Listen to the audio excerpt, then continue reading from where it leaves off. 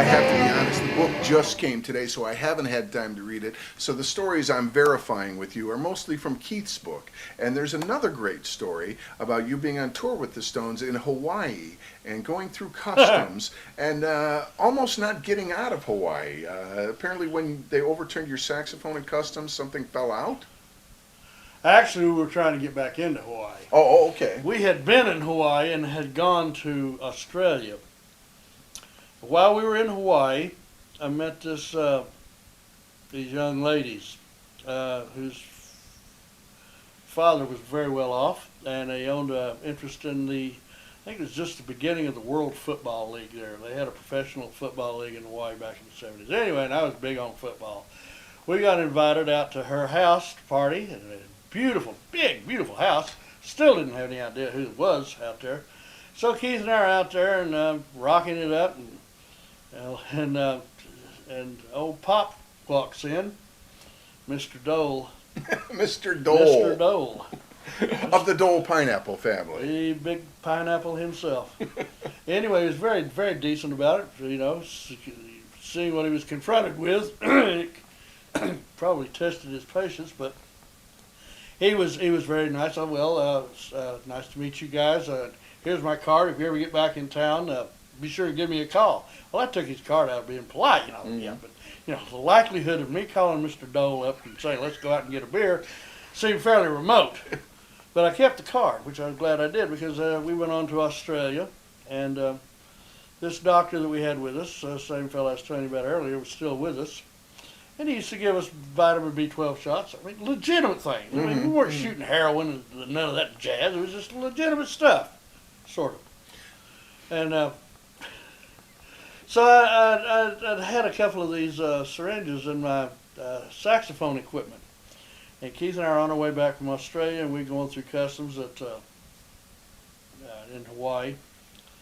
And they had to check the serial numbers on my horns to make sure it was the same instrument I'd taken in, taken out. So I had to turn my saxophone upside down in front of the customs guy there.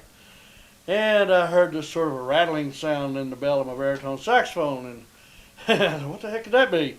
And right then a syringe come flying out of the bell of my horn and stuck right in front of this customs officer, right underneath his nose. He said, ha, what have we got here?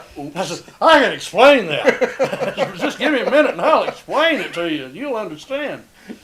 It's only for vitamin C and for, to get up on stage. And then, there was another little package came out, and it wasn't vitamin C. It was, in fact, you couldn't get it at the drugstore. Nothing. But so it turned out to be a controlled substance. Oh. Well, the only person that I knew to call, because Keith and I were traveling separately then, we didn't have an entourage with us, none of that jazz. They still trusted us to go on our own. That ended right after this happened. Okay, so these agents find some contraband in my horn. And then they look at Keith and they find a little dab of this and a little dab of that in his. So they take us. Well, we've got you now, pal. And so we go back into the little room, and the guy, when I get back there, I said, look, I don't know anybody here. I've got to call somebody. And he said, well, okay, use that phone. So I called up Mr. Dole, and I didn't get through to him, but I left a message with his secretary, not really counting on anything good coming of it. Well, so they took us back into a holding room and fingerprinted us, mugshot, took pictures, and told us to go back there and sit down. Well, we're sitting back there, and the guy that was booking us, all of a sudden the phone rings, and the other office is separated by a big picture window. And he picks up the phone, and he stiffens up in his chair, and he looks back in the room towards me and Keith, and he just kind of shakes his head, and he hangs up the phone. And I see him pick up the papers that he just filled out on us. He tears them up. I'm thinking, this is looking good. What's going to happen next? Well, what happened next? They came back and they got us a keys. Richard, come on with us. They said, I don't know how you did it or what you did, but you're out of here. And here, take this with you. And they gave us the shit back. They held the plane for us. They escorted us onto the plane and returned the naughties to us, and all they said was, I wouldn't have them by the time you get to the other end of the line. Don't worry. As soon as this plane's off the ground, they're gone.